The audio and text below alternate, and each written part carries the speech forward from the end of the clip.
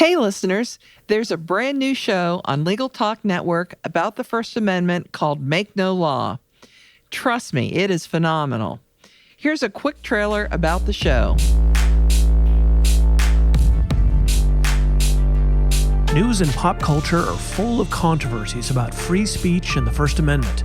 We hear terms like hate speech and heckler's veto in a barrage of coverage about campuses, protests, and even wedding cakes. But what does it all mean, and how did we get here? That's exactly what my new show, Make No Law, the First Amendment podcast from hopat.com, will explore.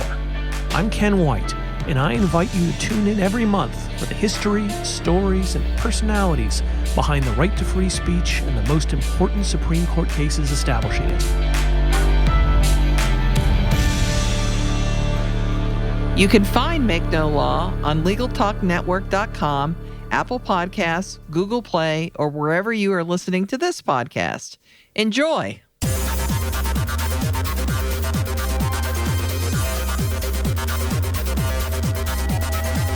Welcome to the Digital Edge with Sharon Nelson and Jim Calloway. Your hosts, both legal technologists, authors, and lecturers, invite industry professionals to discuss a new topic related to lawyers and technology. You're listening to Legal Talk Network. Welcome to the 123rd edition of the Digital Edge Lawyers and Technology. We're glad to have you with us. I'm Sharon Nelson, president of Sensei Enterprises, an information technology, cybersecurity, and digital forensics firm in Fairfax, Virginia. And I'm Jim Calloway, director of the Oklahoma Bar Association's Management Assistance Program. Today, our topic is the ABA Journal, Legal Journalism in the Digital Age. Before we get started, we'd like to thank our sponsors. Thanks to our sponsor, Clio. Clio's cloud-based practice management software makes it easy to manage your law firm from intake to invoice. Try it for free at Clio.com. That's CLIO.com. Thank you to Answer One, a leading virtual receptionist and answering services provider for lawyers.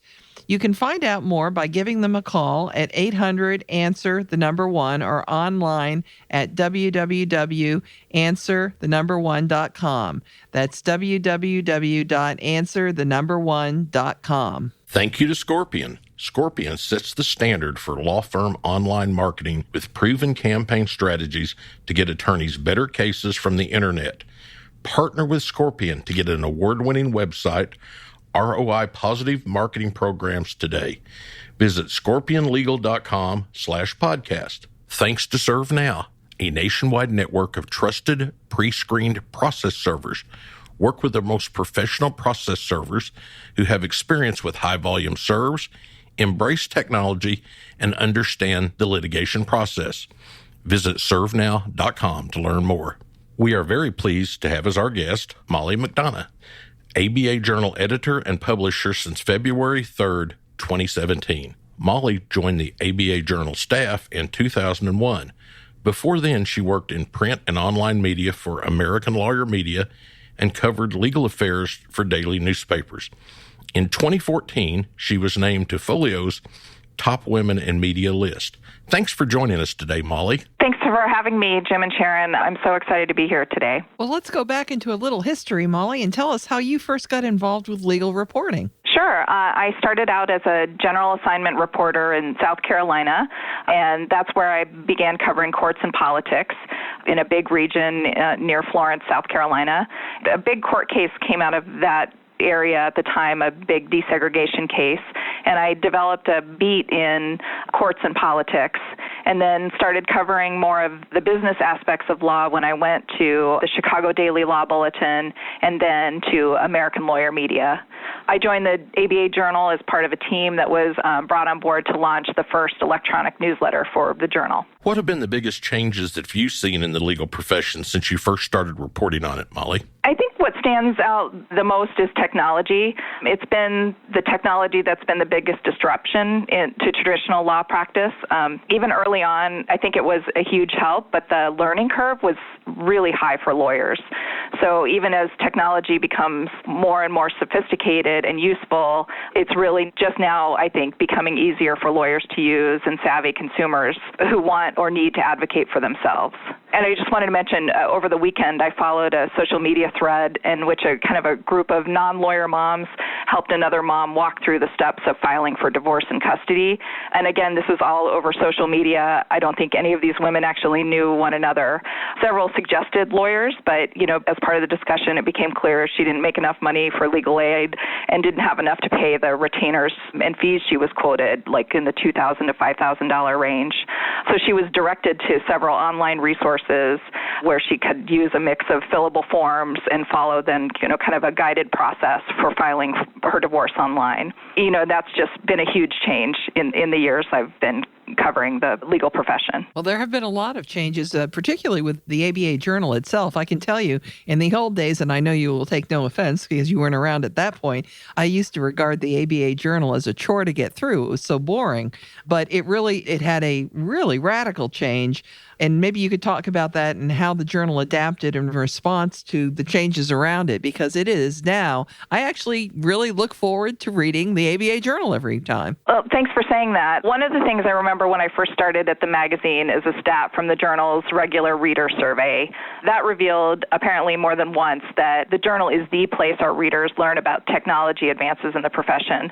And I remember that kind of stunning the editors. So we started covering technology more and more, especially after more and more products were developed to assist lawyers and law firms. We had a tech column and started covering technology's impact on the industry. But the journal had to change its structure, too, as reader habits changed. I mentioned we started the e-report, a weekly e-newsletter in 2001. Then in 2007, we launched abajournal.com, which included a directory of law blogs. Out of that, we developed the annual Blog 100, celebrating blogging and directing readers to the resources developing in their areas of practice and areas of interest. And then as we developed abajournal.com, we also made sure to establish ourselves on social media platforms. The goal was to be where our audience readers would be so we could continue to connect them to our journalism. Well, that's interesting about the technology information. What can you tell us today about the technological savvy of ABA Journal's readership? When the journal first launched its site, I'll just kind of go back to a little anecdote. We had a tag cloud. Immediately, the feedback we got was that our readers didn't get it. And not only did they not get it, they didn't care for the trendy features we were trying to impose on them, I think was some of the feedback we were getting. So, and our stats kind of consistently show that the journal overall readers aren't early adopters, but they are becoming increasingly savvy, and they have expectations for, the speed of delivery and the type of information that they want to receive from the magazine. Before we move on to our next segment, let's take a quick commercial break. Imagine what you could do with an extra 8 hours per week. That's how much time legal professionals save with Clio, the world's leading practice management software. With intuitive time tracking, billing, and matter management, Clio streamlines everything you do to run your practice from intake to invoice. Try Clio for free and get a 10% discount for your first 6 months when you sign up with the code TDE10. Of course, you can find Clio at Clio.com. That's CLIO.com. Feel like your marketing efforts aren't getting you the high-value cases your firm deserves? For over 15 years, Scorpion has helped thousands of law firms just like yours attract new cases and grow their practices. As a Google Premier Partner and winner of Google's Platform Innovator Award, Scorpion has the right resources and technology to market your law firm aggressively and generate better cases from the internet. For more information, visit scorpionlegal.com/podcast. Welcome back to the Digital Edge on the Legal Talk Network. Today, our subject is the ABA Journal, Legal Journalism in the Digital Age, and our guest is Molly McDonough, ABA Journal editor and publisher. So, Molly, we're all finding our news in new ways, but lawyers in particular, how are they finding their news and what kinds of stories are they seeking out? You know, lawyers are really well read, and anytime we write about books, we get a strong engagement. And it's one of the reasons we started the Modern Law Library podcast a few years ago. And they want information that's easy to read, easy to share, and has value to them personally and professionally. It's true that clickbaity stories do pretty well on our site. When you talk about the types of stories they seek out, headlines certainly matter, but so do stories we found about lawyers doing inspirational things or stories that lawyers can connect with on a human level. And then again, back to some of those clickbaity stories, ethics stories, I like to call them lawyers behaving badly stories, do particularly well, and so do substantive topics, especially like developments in the Supreme Court. Well, Sharon and I have noticed and appreciated, I might add, that the ABA Journal has been publishing many more features on cybersecurity and law firm technology security and that type of thing. Are lawyers becoming more aware of the technology-fueled challenges for security in the digital age? Yeah, I think lawyers have to become more aware of technology just to be able to do business in a pretty competitive environment. But I'm constantly surprised how much lawyers, after they've learned to use technology, have total faith in their vendors without making sure the very sensitive data is secured or backed up. And I think that's changing, but it's one reason we decided to write about cybersecurity for this whole year. Not only does hacking impact lawyers as consumers, it's so important to the success and security of their business operations. It certainly is. And, there's been a lot of changes. Another one was that you shifted from the Blog 100 to the Web 100. So what was the thinking that went on behind that? Yeah, even before we hit our 10th Blog 100, we were looking for ways to recognize the impact and influence that social media and podcasting were having on the profession. And blogging has changed in so many ways, but it's still thriving. So we didn't want to give up recognizing bloggers. So we came up with the approach that we debuted last year in December. In addition to blogging, we recognized podcasting and lawyers on social media, mainly Twitter this year. We tried to feature law firm websites, but we really didn't get enough good entries. So we hope to kind of work that feature into the next Web 100 or in future years. Well, the Digital Edge podcast was named in the ABA Journal's first Web 100 under the category Best Law Podcast. So as far as Sharon and I are concerned, that designates you as an authoritative source right there. But how did you arrive at the list? What was the process? So unlike the Blog 100, when we first launched that, we actually kind of struggled to pull that first list together.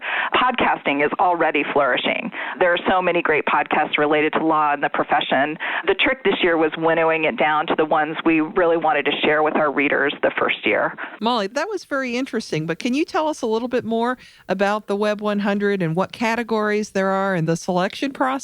Sure. So we take nominations for the Web 100 and before that the Blog 100.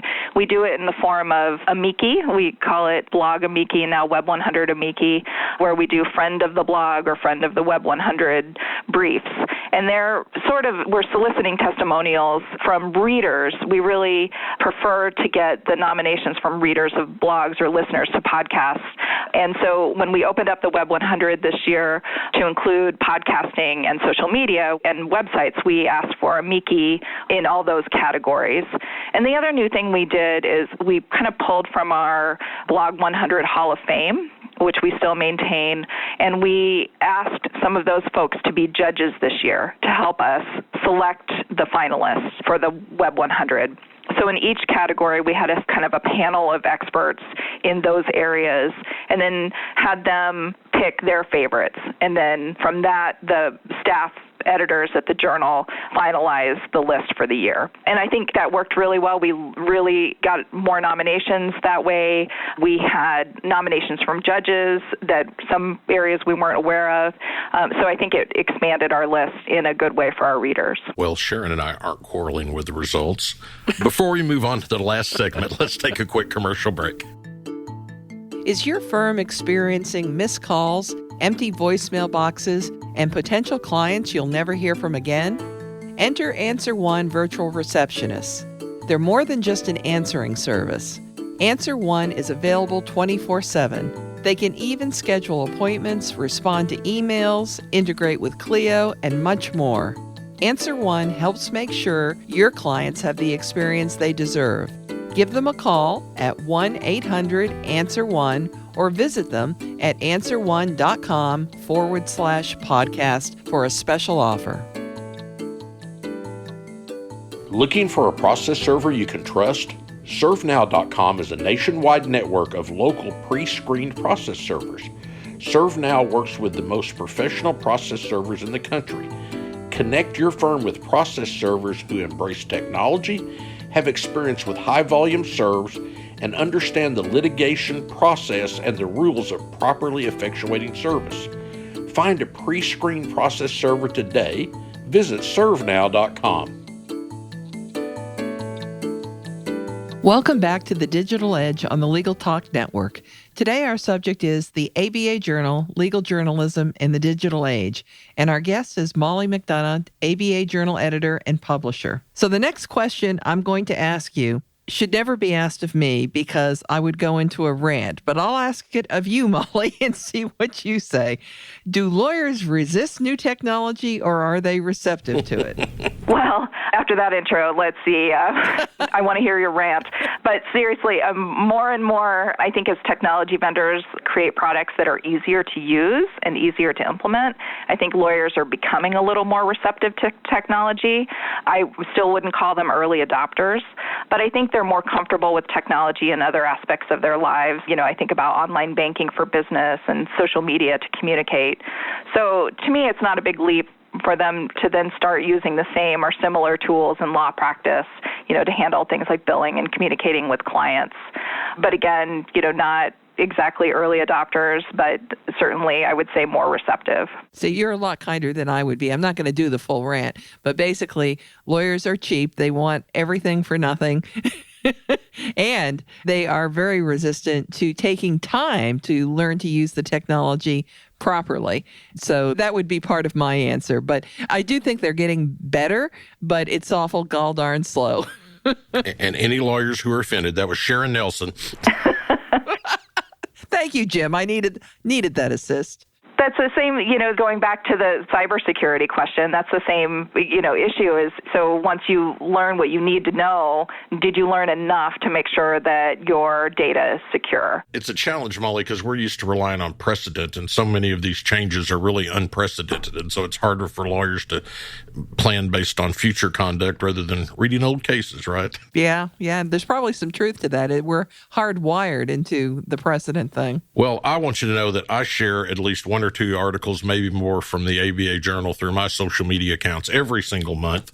So what are your plans for the ABA Journal this upcoming year and in the future beyond the next year? Well, first of all, thanks so much for sharing. I encourage as much sharing as possible with journal stories and as many channels as you have.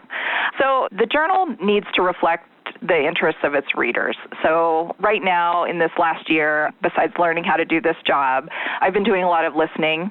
I'm learning what our readers want and need and how they need that information delivered.